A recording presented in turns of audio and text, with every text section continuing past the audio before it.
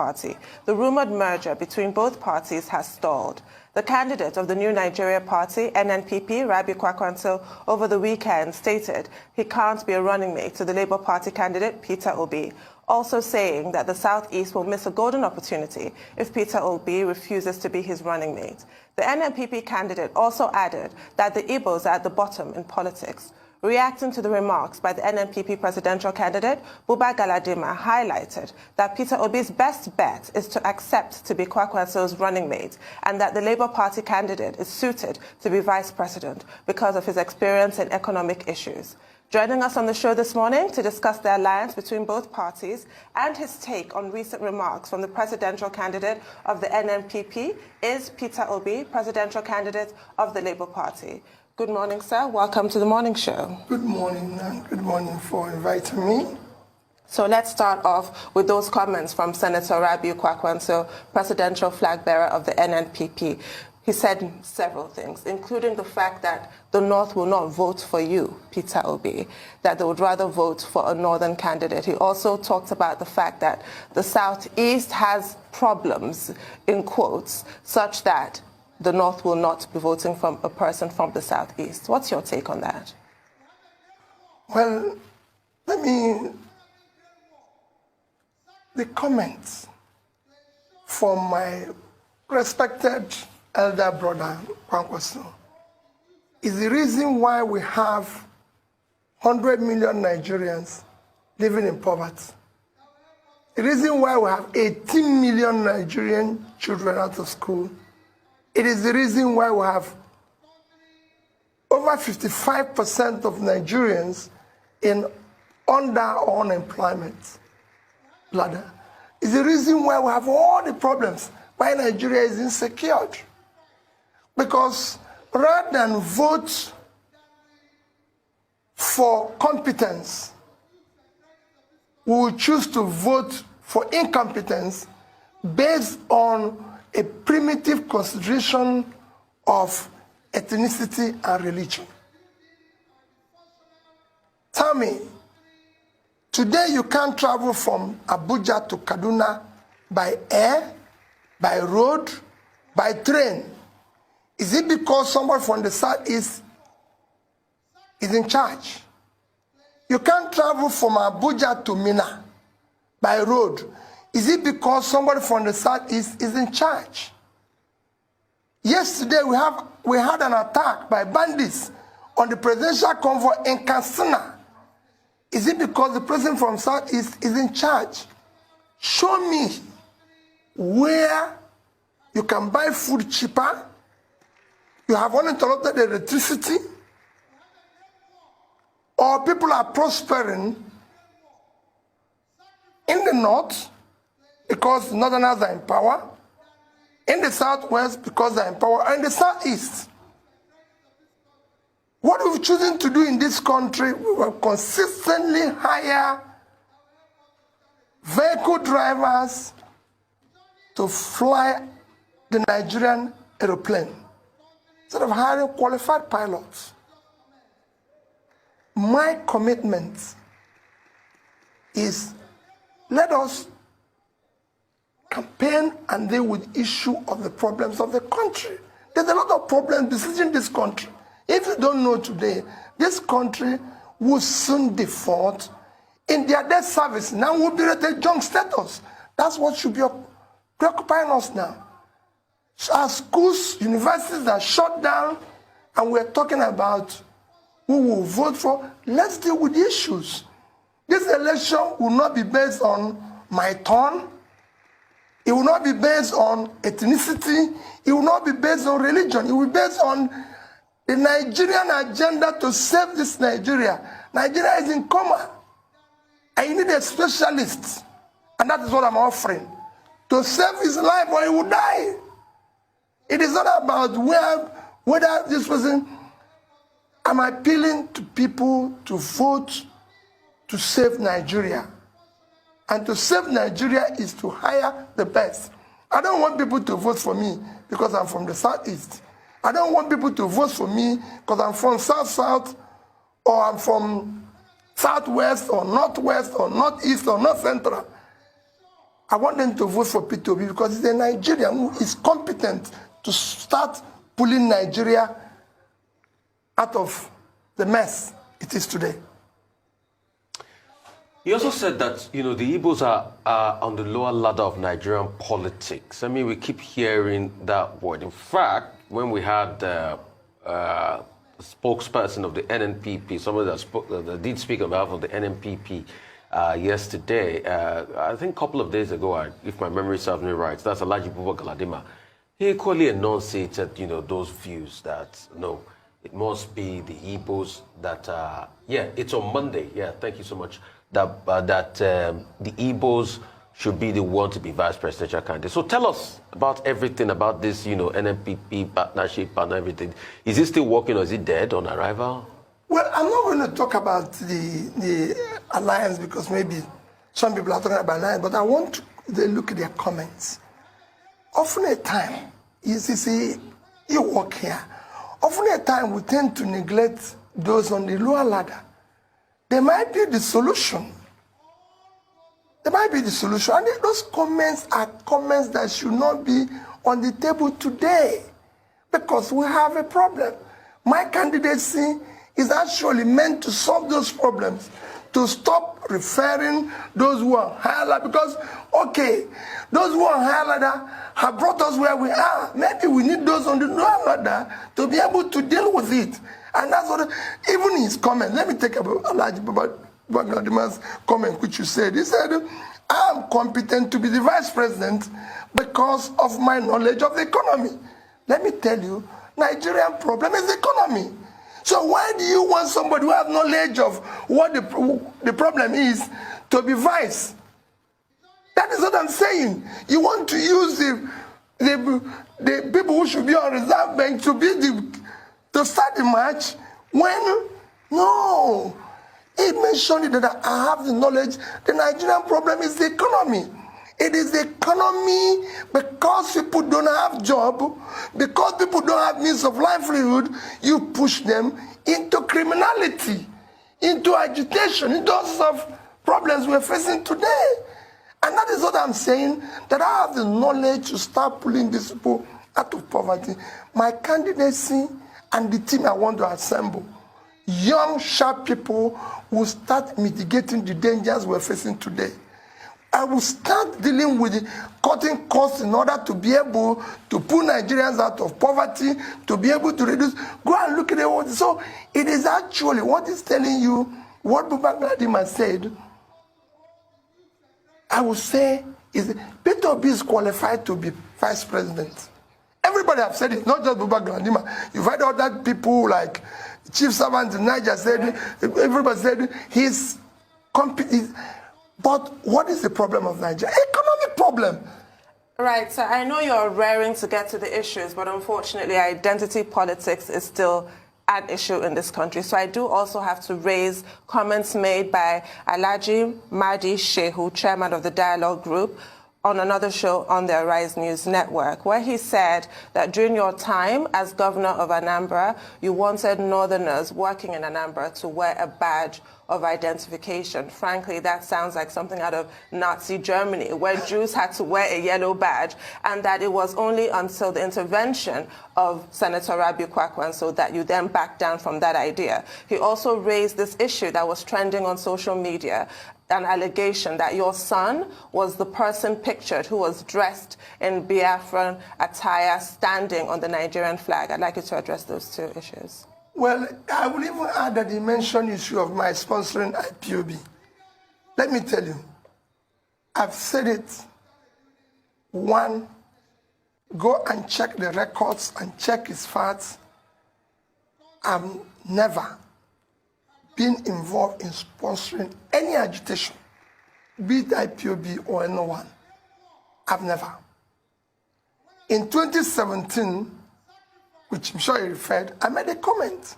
I said, IPOB and all other agitations are as a result of leadership failure over the years that failed to address the critical areas of development. So it was the creation of the things were a creation of government. And I can say today that if I'm in power, I would deal decisively with all agitations through dialogue and through proper leadership. And when I finish that, if there are remnants of criminality in it, I deal with it decisively. That's what is happening everywhere. I followed issue of agitations globally.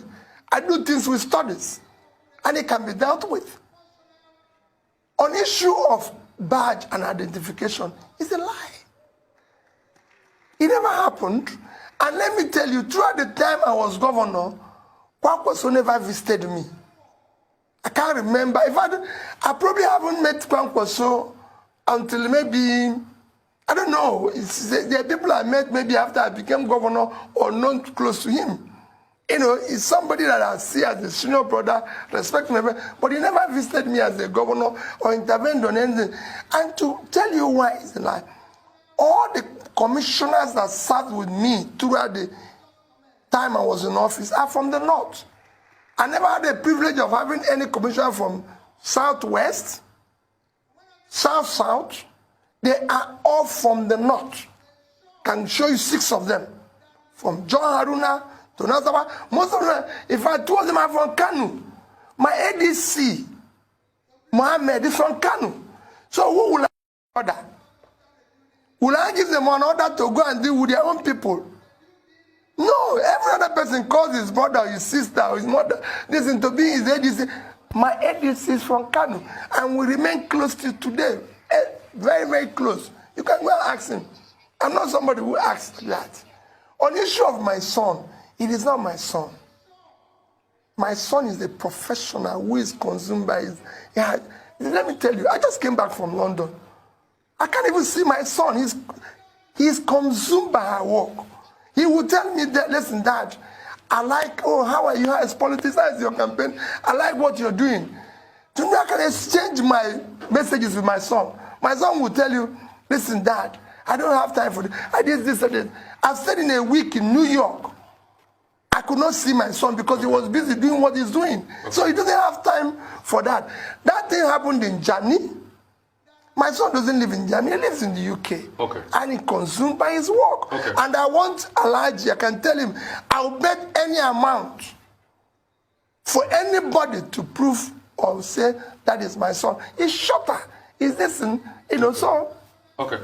So let's go to some key issues. Social media was agog yesterday that you had a vice presidential candidate already, you know, Yusuf Dati Baba Ahmed. I mean, what's your take on that? What's your take on vice presidential candidates? And also, I'd like to ask you, since you're speaking about the issues, you were in Morocco at some point, you were in Egypt, you say you're going to study the power sector. A lot of people are saying, why don't you talk to the stakeholders here? That shows that you're not prepared for this job when you're going around to study. Okay, well, two things. The issue of vice presidential candidates, we're talking to quite a number of people. And, you know, that they mentioned is very qualified.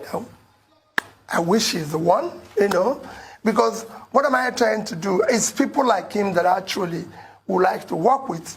One, I wish I can work with somebody who is much younger, because we need to start lowering these barriers of this and bring people, younger people with fresh ideas, with something to offer, than just keep recycling this ourselves and claiming we have been there too for several times, or is our turn, or is our children. No. We need to start dealing with. So that we're talking to, and we will announce it as soon as we're ready, and which will be very soon. On issue. So are you confirming? You're confirming that you're speaking to Dati and other aspirants? There's quite a number of people who are speaking. Dati might be the person because you. Look at what I said. I said our wishes. No, you're wrong. You can't do this. Because that's what we need. We need to save this country. And you can only do that with the team. On the issue of my traveling, let me tell you, leadership and learning is inseparable. If they tell you somebody is doing something well, you go and learn. What are they doing? What are they not doing? And that has taken me, from the time I've started this experiment or getting involved in politics, I've been to 31 countries. learning. It is important, it's critical. You asked specifically, I was in Morocco. Why did I go to Morocco? Morocco, just to show you, Morocco is about 36 million. Their export last year was over $50 billion. They don't know this on oil. In our own, with oil included, it's under 30 billion, and we're 200 million. Morocco didn't export any oil. But if the natural resources was small, it was mainly manufactured goods. Vehicle alone was almost 10 billion. In Morocco, Morocco runs the best seaport in Africa, doing twice the tonnage, cargo tonnage of all Nigerian ports put together. Morocco. So I have to go there. Morocco is doing so well that today, Morocco issues bond, Euro bond, at 2-3%. Nobody can, today in Nigeria, people are skeptical about buying Nigerian bond, even at 14-15%. So a differential of about 10 to 13%. Morocco. I had to go and see what they're doing. I drove from Rabat, the capital, to the port in 3.5 hours. No police, nothing. Straight road, got to the port. You wouldn't even know. You think there's nothing happening in the port. I was there. They viewed the people and everything. That's why I went there. To know what they're doing that we're not doing. You learn. I went to Egypt. Egypt, Vietnam, India deploy the highest, fastest electricity in the past 5 years. And I said, let me start with Egypt. I'm going to go to the other ones. Egypt moved their power generation distribution from less than 20,000 in 2015 to today, 58,000. Those who are asking don't know what happened. That's what they did. You need to go and see what they were able to do. Today, Egypt's power requirement is 30,000 megawatts. Okay. Their generation and distribution is 58,000. I want to study who did the plant, who are the contractors, how did they get the funding. I've been able to ascertain. I visited the plants, went to the company that built it, met with the CEOs, not the small people, the CEOs of the companies that are involved, went to the power holding company of Egypt, met the top people in government who are involved in this, talked a bit with the financiers in Egypt. I've also gone to Europe to meet the financiers. Refine. What you see here is that people go into government and start giving excuses. What I saw when I came in, what would they? I want to see everything now, calculate the sources on which I'm going to solve it. So when I go there, I hit the ground running. That's what I did in Anambra State. People are saying, have you talked to the local I'm talking to the stakeholders. And what are they telling you about the power sector the here? Same, based on what they told me is why I'm studying this. That's why I'm going to. I don't want to come there and they said, fine, I don't want to go there and start giving excuses. The job of a leader is not to give excuses, is to solve a problem. I don't want to be one of those who will be hired, and when I go there, I start reminding them of where they're coming from. When you're hired because the person there is not doing well. So your job is to... So after talking to the local people here, that's when you went to Egypt to look for solutions? Completely. And the local people here didn't provide any solutions? No. They have you have to blend all these ideas. They've done their own and everything. Let me give you an issue of security. I was with the IG of police the other day. I went asking this, but I was asking him, because you must solve this thing. There's other people I'm going to talk to. Minister of Finance, Minister of Planning. You have to know all this before you get in there. Not when you go in there, say what you saw. You must see everything before you get there. So I want to take you back to how you talk to the local people here. Yeah. Tell us why. Because in Egypt, they have the same agreement, don't they, with Siemens, as we have here, Siemens presidential initiative in 3 phases, upgrade of our transmission grids, discos, new power stations. It simply has not worked here thus far. Why? Because we're not serious. Period. In this political way, let me tell you, in Egypt, to conceive a power plant from beginning to end, to say, we're going to, you are Rascom, you are Siemens, we're going to combine, you're going to build this power plant, all the things they need to do lasted 45 days. In Egypt, they put power, security of life and property, education, health, and power as a national security issue. Very simple, because they found out that one of the things that contributed to riots of 2011, 2012, when they did Arab Springs, was power. Small businesses did not have power, so they collapsed. And they contributed to that, and people were unemployed. And that was a problem. So they looked at the education, that children, people, education, all those issues were bundled, and they put it at national, and they're dealing with it decisively. So if you go to Egypt and see what they're doing in education, in health, in security, and everything, give you the issue of the power thing. If you go to the power holding company, on the wall of the CEO, chairman of power holding company, you see all the generations, all of it, all the distribution, utilization. The day I was there, the entire utilization was 27.8 thousand megawatts. Total generation was 52,000. So they have almost double that amount. They're not utilizing. If you go to the same thing, the minister, same thing in the president, there's organization. So here, we don't have that.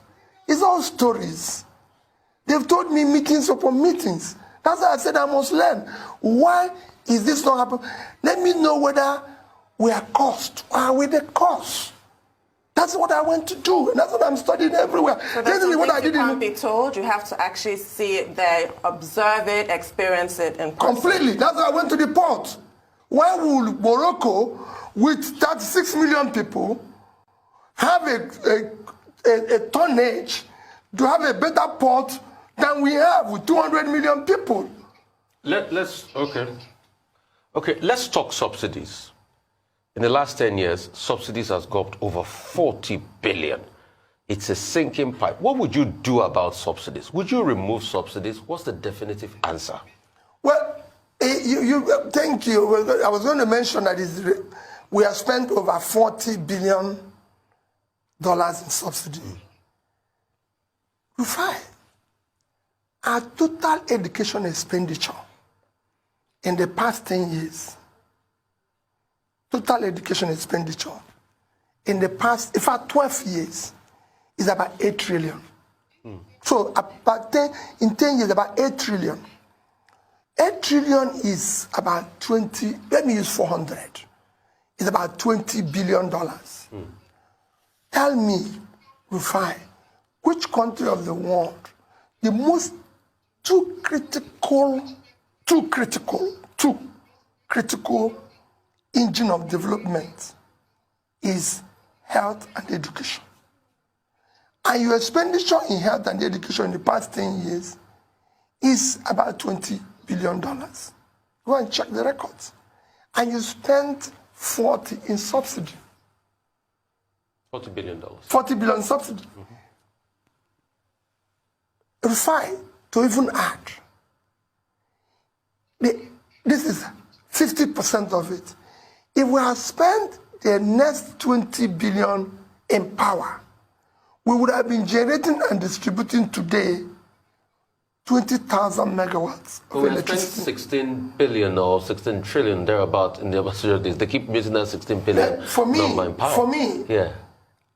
I don't want to deal with the issue of the past. That's what they said about adjustment. But I'm saying in the past 10 years, and I'm talking about 2010 or 2012 to 2022. Within this period, this is what we have spent in subsidy alone. Yeah. That means subsidy alone would have solved a lot of our issues in education, in health, and in power.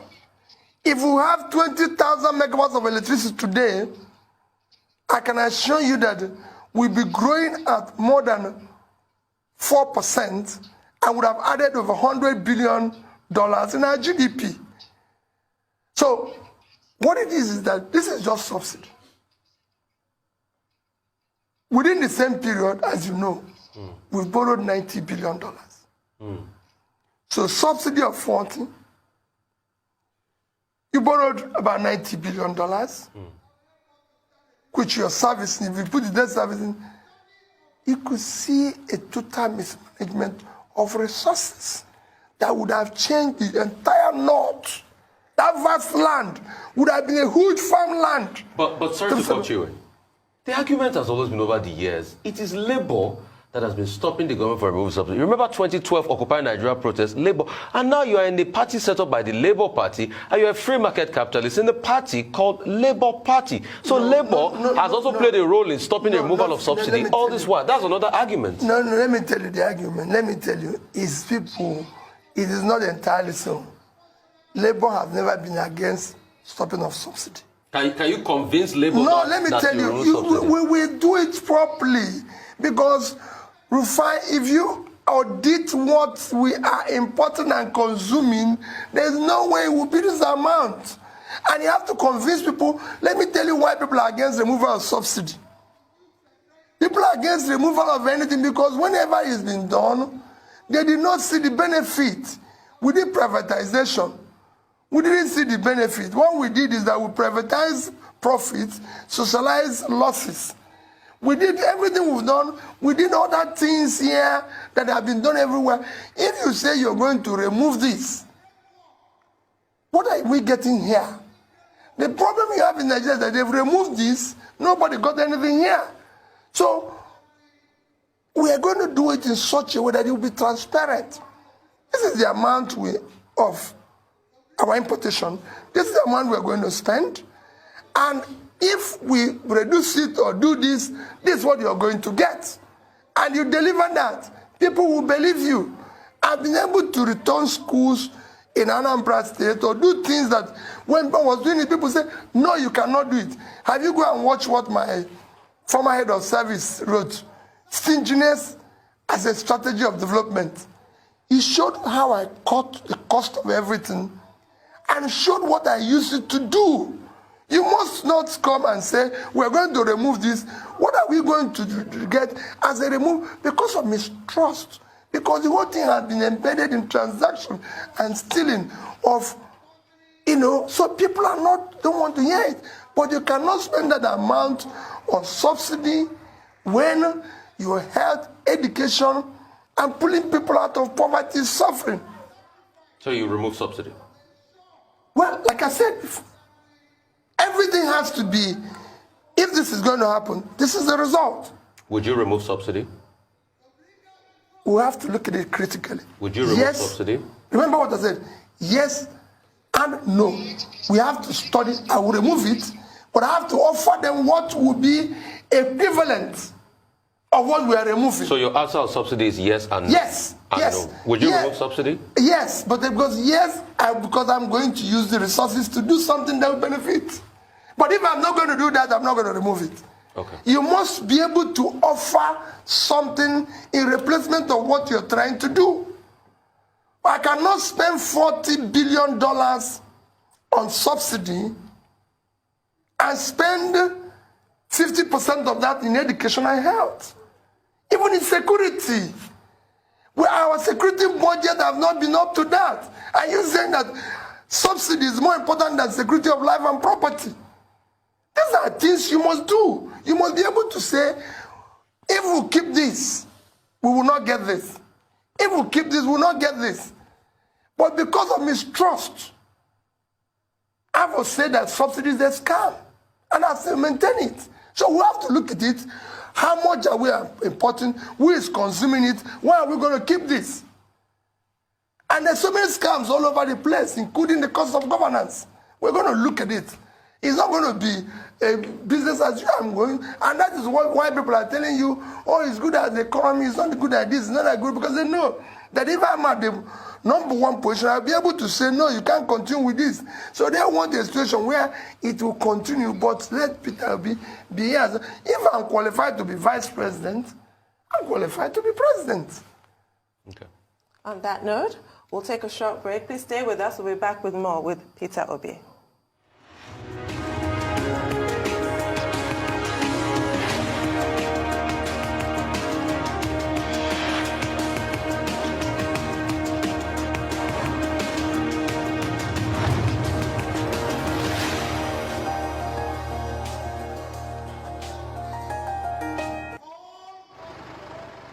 Emergencies happen when you least expect them to. It gets worse when you are cash-strapped. No need to despair. First Advance has you covered. You can get that urgent cash right now on First Advance. With First Advance, salary earners can get up to 50% of their salary. No hassles, as long as you earn a monthly salary and your salary account has been active for at least 2 months. It doesn't matter if you run a salary account with First Bank or any other bank. Just dial *894*11# or simply dial *894# on your mobile phone. What's more, when you open a First Bank salary account, you can enjoy 0 charges and free debit card issuance. Download the First mobile app on Play Store or App Store today. Log in to experience First Bank digital banking. Select Loans, select First Advance, and follow the prompts to receive your loan. Don't let that urgent need get the best of you. Get First Advance now. It's as simple as dialing *894*11#. First Advance. Fast, convenient, secure. You first. First Bank.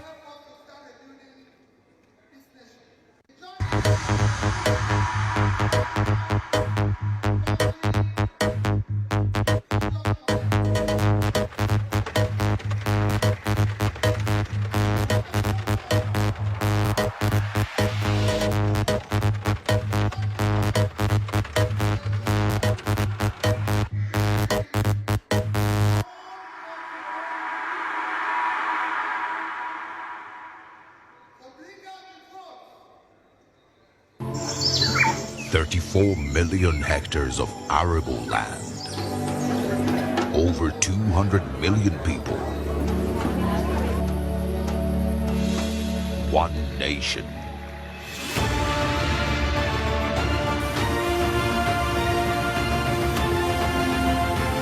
Home to Africa's fertilizer company.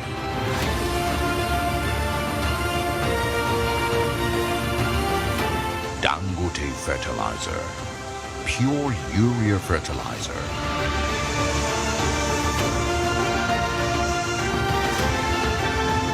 With one single-minded passion to feed Nigeria. Every bag is a potential, an aspiration to turn this green nation into the biggest food basket of Africa. Dangote Fertilizer.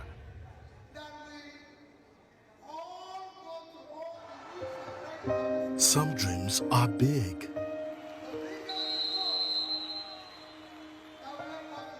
Some dreams are small.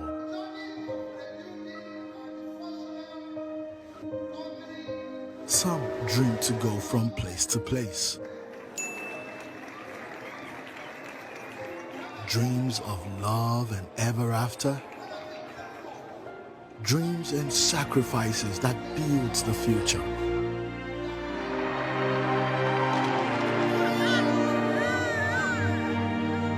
Whatever the dream or step journey. You can do more with a partner that cares about your dreams. Access, more than banking.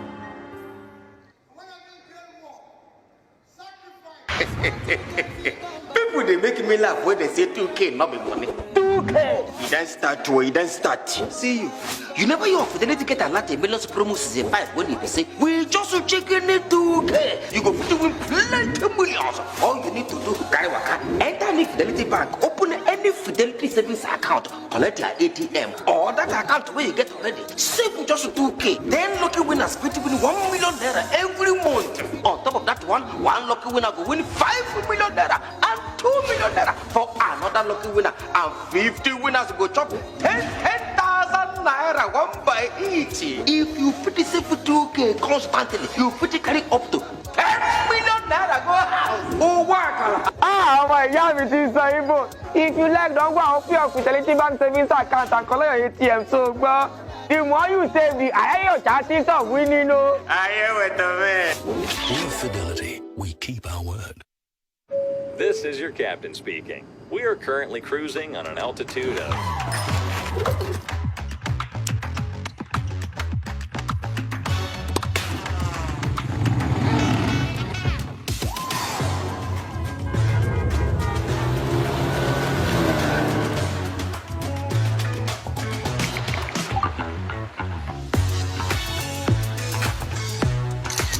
Enjoy your flight.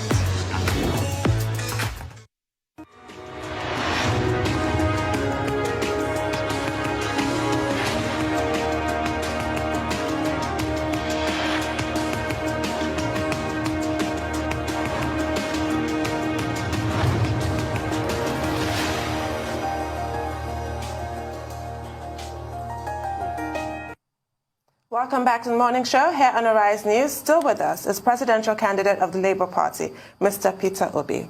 Thank you for staying with us, Mr. Obi. So before the break, we were talking about your field trips, is how I'll call them, because that's an integral part of education. You don't just get education in the classroom, you go on field trips. So you went to Egypt, you went to Morocco, and you were talking about what you observed there.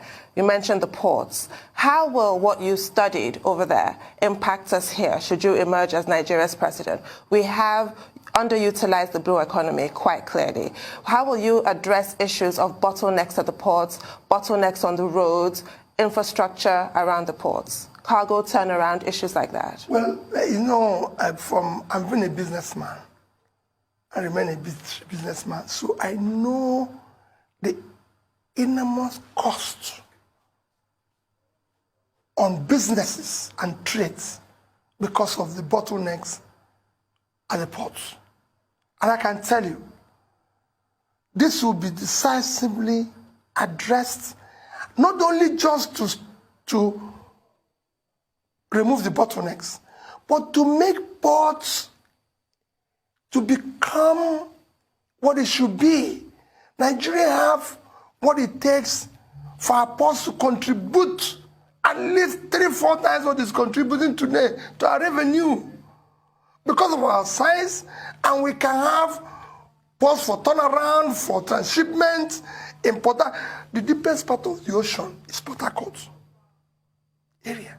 And it's at the tip. That can use for transshipment. There's a lot you can do with the ports.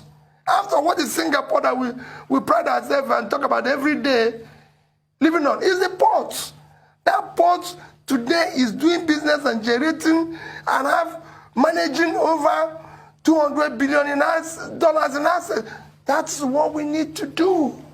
We need to, open up the economy of the place. Make it productive.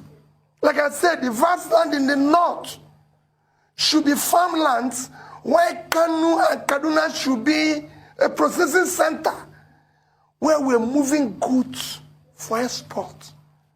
These are what I've studied, these are what I'm going to do. If you drive from Rabat to the seaport in Tangier in Morocco, all you see is farmland.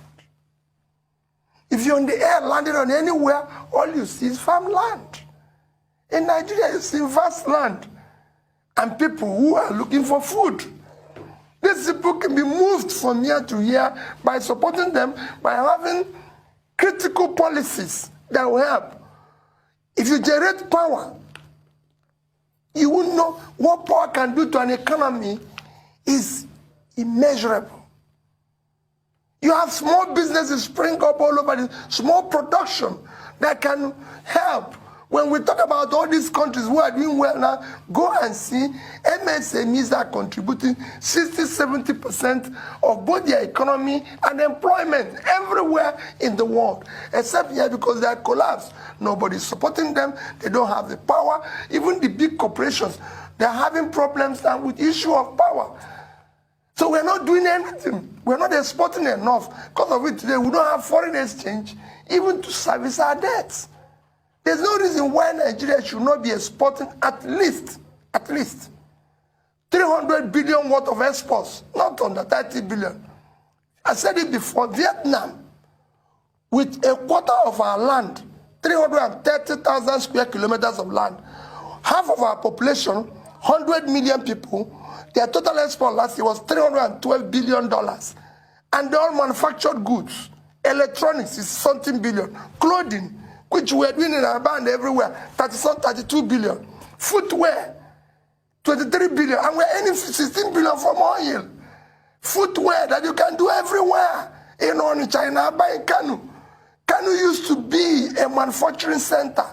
All the manufacturers in Kanu are complaining. I visited the biggest rice farm processing plant in Kanu last year, Unza, because I had to support it. And that's what I'm talking about when people are talking about east or west or this. I visited Unza.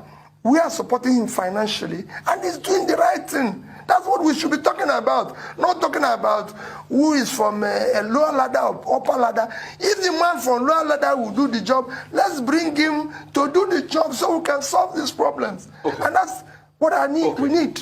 We've been having the port problem. We've not been able to solve it. What specifically would you do to make turnaround time in port about 24 hours? They just put in an app called ATO. We can't still solve the problem. Specifically, the first 3 steps. And secondly, when are we going to see your manifesto? Let me tell you. Let me start with the issue of my manifesto. We're going to see it. Rufai Britain today operates on written constitution. Let all these glossy things people write. Let's look at the man who is saying this and who is writing all this. I can have professors in university and they write something that I don't even believe, that doesn't even make meaning to me. I'm saying, go and look at my records, whatever I've told you. I've experimented in private sector, in public sector, so there's a reference to what I'm saying I will do. When it comes to the issue of ports that you said, I said I'm a trader. I know the enormous cost. If you borrow money today, Rufai, and say you're going to do importation from UK to Nigeria, you borrow money, say, okay, Nigeria, if you're you borrow money at 20%. If you're very lucky, let's say you borrow 10 million naira, so you're going to pay 2 million at the end of 1 year.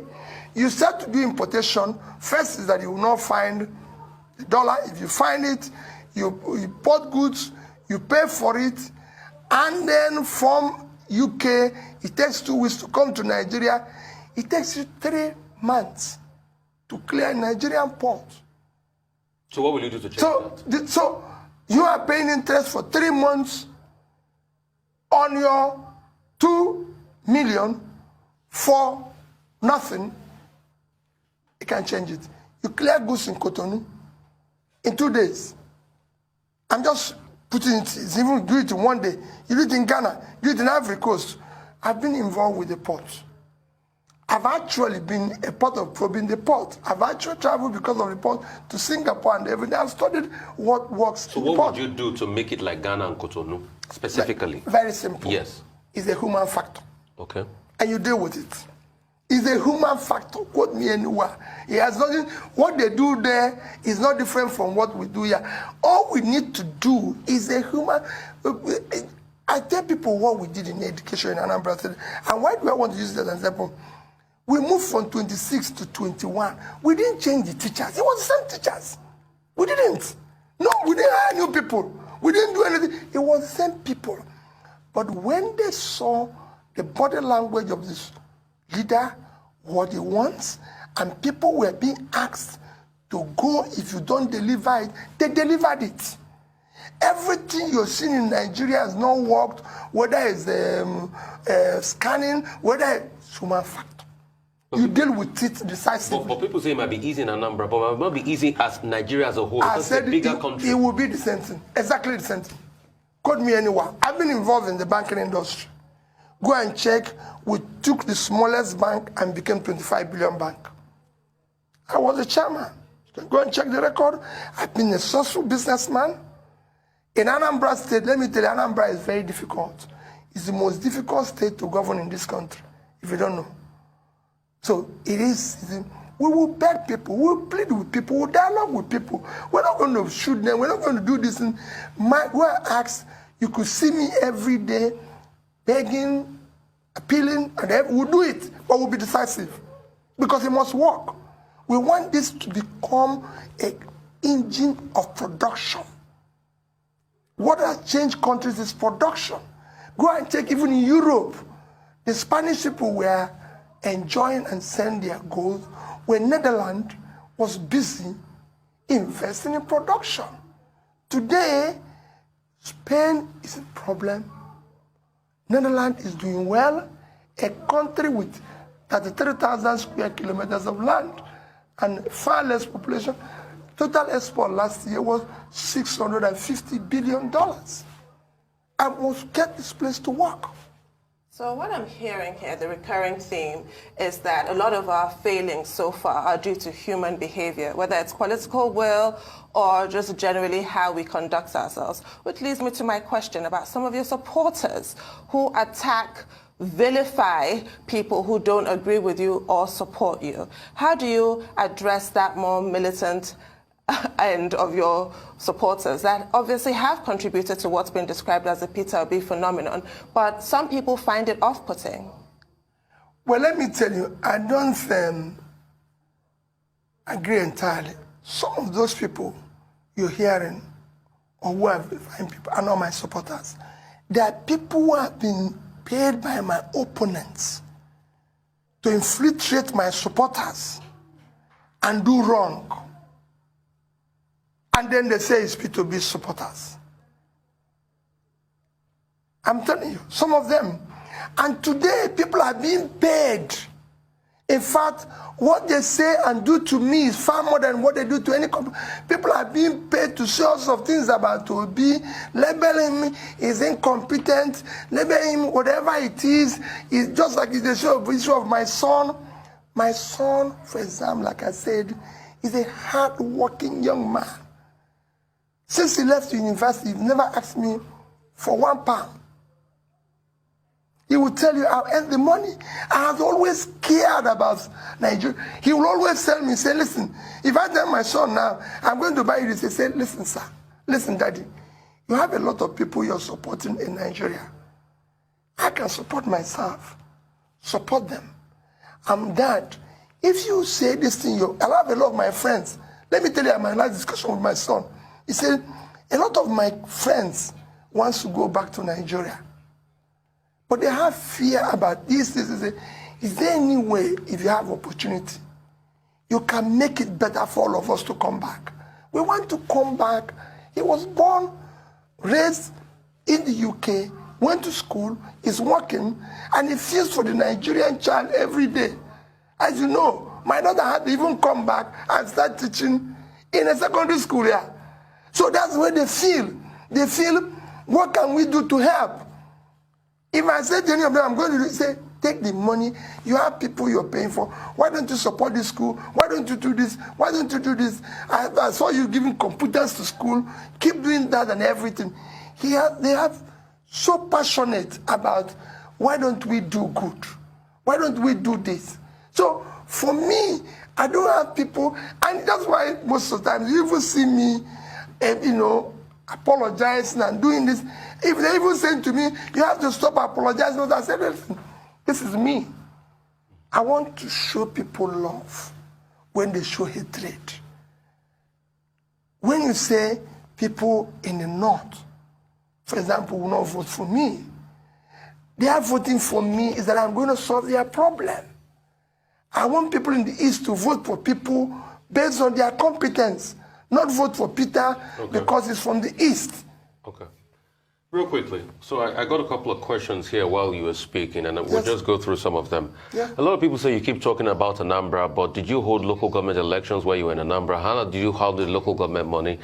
They're also asking that why are you not in Osun now campaigning for the candidate of your party in Osun State? And they are also saying we should ask you that would you restructure Nigeria, yes or no? Those three questions. Okay, fine. Local government election. Go, fine, I'm giving you a mandate. Go to Anambra State and see why local government election was not held when I was there. Those who went to court against it are those who are asking you this question. Two, go and ask how their money was managed. It's simple. Just, I'm going to bring journalists, investigative journalists, who will go. And if they tell you that there's anywhere Peter Obi was managing local government funds and everything, well, in fact, it was one of the most efficient managed funds while I was there. Because that's how we cleared $35 billion naira worth of pension and gratuities being owed to them.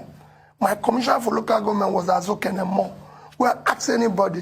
He's one of the toughest women you can work with on surface of the earth. When she says no, you can't even, no. And this is my senior. Will even tell me, please, my young brother, please, I don't want to see you in this thing. I'm in charge here. And she's not a politician. I met her as a head of local government office. I had meeting with local government people over a period of time. When my first commissioner was to pay my birthday with a friend and a brother who did the right work.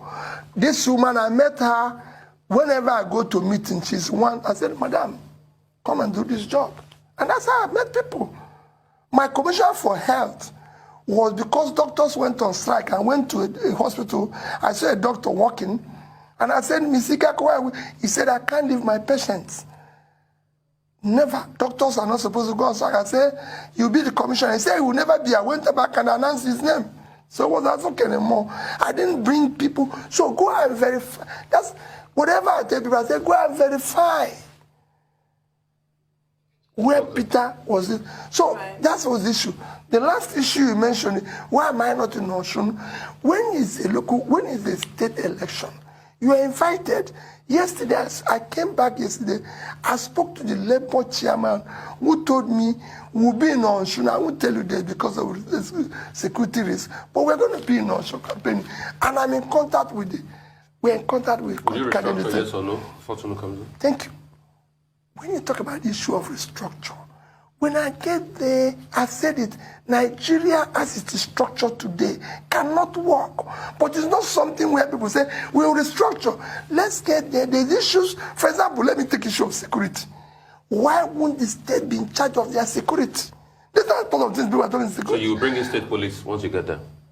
If you get there? First is that the governor should be in charge of the security. So even if a police commissioner is posted there, the governor is in charge and can remove him. I removed 6 police commissioners right from the time of Obasanjo. My police commissioner was removed under Obasanjo. I went to Obasanjo and said, Mr. President, I have a security issue. I want this police commissioner here to be removed. He called the then IG, Hindero. I said, so who do you want? I said, I want the deputy to be the commissioner. Hindero said, no, he cannot. I said, unless he will be acting. I said, call him anything, but let him be in charge. That's how John Haruna took over. So that's fiscal federalism, so you promote that? Of course, yes, because it will help. You do it in security, in education. Why wouldn't I hold the governor of Katsina responsible for the security? One is that our police personnel level is unacceptable. We should have at least today twice what they are today. That's 800,000. No, today we are 320,000. So that's about 600. So about 600,000. Egypt with 1 million, with 100 million people have over 1 million. I've studied it in Morocco, everywhere. So you don't have, and out of these 320, I can tell you about 70,000 are following people all over the place. Okay, sir. I want to raise another issue from the interview yesterday, on a Rise interview with Mahdi Shehu. He raised this issue of former President Olusegun Obasanjo selling your candidacy to the North, and also mentioned an alliance with Ango Abdullahi of the Northern Elders Forum. Is there any truth to this? I don't know about that, but what is wrong in Obasanjo selling my candidacy? They are even selling my own candidacy. I've said it, MPP spokesperson, both the presidential candidate and the spokesperson, my senior brother, Baba Galadima, all said in PDP, the Niger chief servant and Senator Dino, none of them have said Peter is not qualified. They are saying that Peter is competent to deal with the economy. But I'm saying we have an economic problem. So you don't need somebody to be on top of me when I can solve the problem. And that is what I'm offering. That's why I said I'm contesting to be the president of Nigeria. I might be coming from a section of the country, but I want to solve the problem of Nigeria. I want to start building a new Nigeria where Nigerians can be proud of their country, believe in their country and everything. A young man approached me yesterday. I came back from the UK yesterday. It will shock you. A young man approached me. He said, I saw everybody taking picture with you. And I asked him, who are you? He said, you are the president. You're going to be the president. I said, yes. He said, let me tell you, I'm 20 years old. My mother is from Nigeria. My father is from Jamaica. My mother is so nice to me. I want to come to Nigeria. I want to be able to set up a business, employ people, I help. But just like what my son will tell me, so many of my friends don't want to come because they feel it's not this, it's not that. I said, that's what we're trying to do. When we arrived at the airport here, I saw that same young man being interrogated by immigration, this one. Even normal thing, trying to harass him, I called them and I said, let me tell you, this young man is coming to this country for the first time. He believes in this country. That's why he's coming. By the time people finish with him here, he will go out, he will not come back. So they left him. He came and hugged me and gave me and says, I know I can't vote for you, but I don't know what I'm going to do to help you. Can I collect your number? I gave him my number. He gave me his number. He said, because of me, we need to do things that will bring people hope. We need Nigerians to be proud that they are part of this country. We need to go to sports and compete as the Nigerians. People are not proud to say we are Nigerians. Canadians are hiring Nigerians every day. Other countries are hiring them. They are not asking them whether you're from the east or west. Listen, when you go to a doctor, I've been to one, I said it, I've never been sick. One time they said I would remove a procedure in the UK.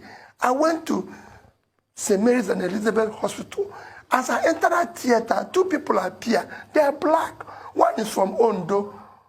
The other one is from Southeast. They were doctors. I didn't have to say you can't operate me because of this. So many prominent Nigerians are seeing the same thing. Nigerians from the Southeast are all working in Saudi Arabia. Nobody's asking them where they're from. Even Dubai we go to celebrate. It's a Muslim country. We all want to go there. If you go there, the only Catholic church, St. Mary's Catholic Church, is built by the Emir of Dubai. It's written there. Okay. I met him there once. He goes there 3 times a year, during Christmas, during Easter. Okay. So why are we here basing issues on his religion, his ethnicity, his my tongue? We want to remove all this. Okay. I want it to be turn of Nigerians. Okay. Turn of the Nigerian children, turn of Nigerian youth to take back their country, and I'll help them to rebuild it. You went to see Governor Wike before he traveled. What did you discuss with him? Was it politics? Was there another alliance? And you just came back from the UK. What was the trip like? What did you go do? I went to see Governor Wike because he's the governor of a state that is strategic and important to the future of what I say. And I'm happy they're showing the ports. The ports in Port Harcourt can help to decongest the port in Lagos and help to what I want to do with the ports. We must generate appropriate revenue than we're presenting today. And I went to see him. I didn't go to see him to be another gang up or association and everything. I ain't going on Wike, notwithstanding anything. I've been very close, very cordial and everything. Everything I've invited him. Don't forget, this year I went to commission things for him and everything. I have so many things that we're friends. In one of those, who even supported me when I was governor. He gave me the Ministry of Education when he was there. I had issues with teachers, with this, because of my position. He came, he supported me with the UBEC money, with everything. So I'm going to visit every governor in Nigeria, though, to plead with them to understand. We must build a better Nigeria. Nigeria is at the brink now. Like I said, in a short while, we will not be able to service our debts. That's what we should be discussing. When we don't service our debts in the next trench, the risk to junk status will be finished. You see our dollar now, every day, no dollar anywhere, except the ones that are sharing, which must stop. Rufai also asked about your trip to London. Well, all my trip these days, you can ask, I came back with Pat Tommy. You can ask him the type of people I'm meeting. Rufai, this is time for me to meet all those that can help. Not when I go into office and I start looking for them. I'm talking to people that can help us to find the funding, find the support, to be able to turn around the situation we're in. Like I said, I gave a reference of people, somebody you can call, who have an idea, the type of people I'm talking. And it's just, and you can see how my trip is. It's one day. I was in London only on Monday. I arrived in London Sunday, finished my meeting on Monday, left the same Monday night. So it was a business meeting, talking to people. I have a lot of other people I'm going to see in Europe and everywhere, talking, how are you going to help us? So when I have the opportunity to assemble this team of new Nigeria, a Nigerian movement that everybody will be proud of, it can start. Okay. All right. Thank you so much, Peter, for your time and for detailing what you want to do for Nigerians. And I'm sure a lot of Nigerians have watched it out there and they've taken note of all you have said today. All right. So we'll take a short break now. And when we return, we'll have Rotus to give us updates on Africa business activities. Stay with us. Thank you so much.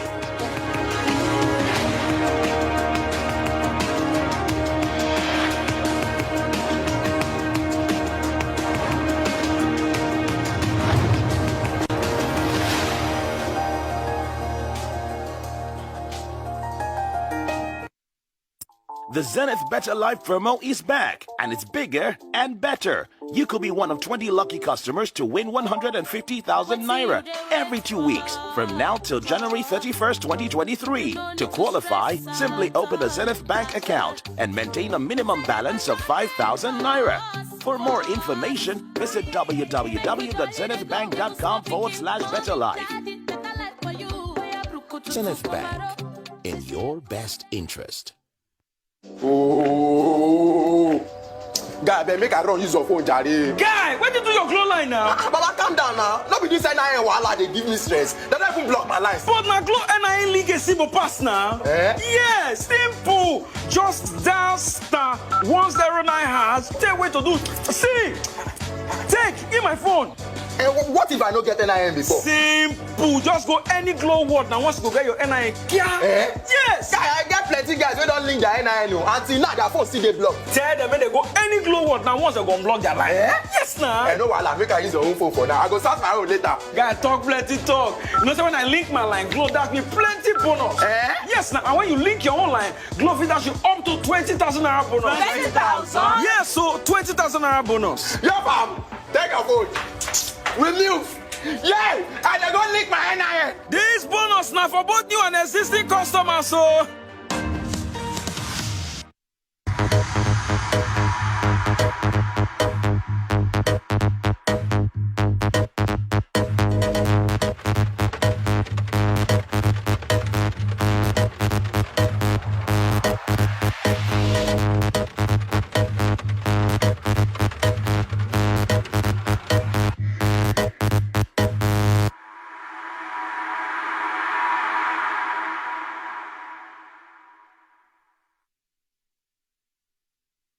Imagine your wallet can be everything. Well, almost everything your bank is to you. That's exactly what First Money Wallet is. First Money Wallet from First Bank is another swift and seamless way to bank from your mobile phone. It doesn't matter if you have a First Bank account or not, nor the mobile network you use. Everyone can open a First Money Wallet, and it's very easy. Your phone number is your account number. With First Money Wallet, you can send money using just a phone number, receive money, pay bills, buy airtime and data for yourself or someone else, and check balance. You don't need a bank account at all or BVN to enjoy the boundless possibilities First Money Wallet offers. All you need is a registered phone number, and you can fund your wallet easily through your First Bank account or any bank account and debit card. What's more, First Money Wallet is highly secure with fingerprint technology and PIN, and when you need cash, just walk up to any First Money agent near you to withdraw money. No smartphone, no wahala. Just dial *894*1# on any phone. So it doesn't matter if you live in the city or the remotest part of the country. With First Money Wallet, your transactions are easy, seamless, and secure. Download the First Money Wallet app now. Input your phone number and follow the prompts, or simply dial *894*1#. All money now on First Money. You first. First Bank. Everybody loves massive discount because it either helps them save money or get more from their budget. But sadly, every day isn't Christmas, unless like me. You've got to have the higher Thermocool Genpal Inverter Air Conditioner that helps me save 70% on electricity consumption. Plus, I enjoy multiple ACs even when on Gen. That's less bills and more comfort every day. So what will you do with your 70% savings? Get the new higher Thermocool Genpal Inverter AC and enjoy 70% savings on electricity consumption. That's less bills and more comforts. Higher Thermocool, always there for you.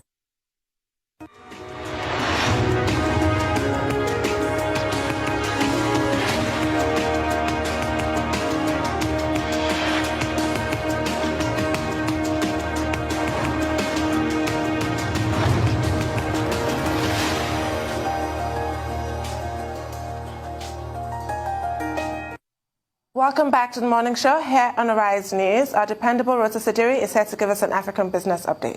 Good morning, Rotus. Good morning, Tundu. Good morning, Rufai. Good morning to all our viewers. Great interview with Peter Obi. You grilled him, you put him on the spot, and you know this is a call for all the candidates running for president to